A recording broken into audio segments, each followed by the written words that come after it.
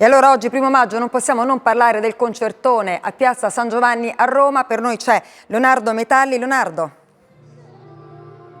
La piazza è piena, secondo i sindacati 300.000 persone, è una piazza al lavoro, tutta al lavoro per la pace, tanti i musicisti che questa sera contribuiscono a questo doppio scopo, lavoro e pace. Con noi Marco Mengoni insieme con la rappresentante di lista che state sentendo in questo momento e tanti altri, sono i tuoi colleghi, Riccardo Cocciante, insomma. Ti senti pronto per la prima volta, il tuo primo maggio? Mi sento pronto, sono pronto per il debutto al 1° maggio, ho vissuto a Roma e ho vissuto a pochissimi chilometri, quindi essere qui in questa piazza oggi, soprattutto in questo 1° maggio, perché è un 1° maggio che significa tante cose, significa una ripartenza per tutti i lavoratori dello spettacolo, significa una ripartenza per tutto e un lavoro che si deve fare per la pace in tutti i contesti, oltretutto, per la pace e per la gentilezza in generale. Questa è una piazza speciale per un'occasione speciale, molto importante.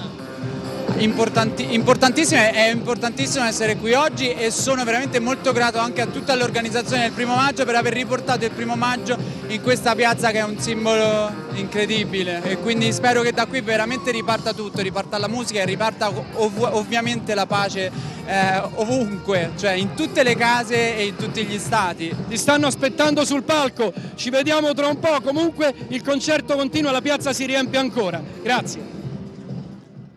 E a Milano, nel giorno della festa dei lavoratori, in piazza anche i Riders, tra di loro il primo fattorino che dopo una lunga battaglia legale ha ottenuto l'assunzione a tempo indeterminato. Lo ha incontrato Elena.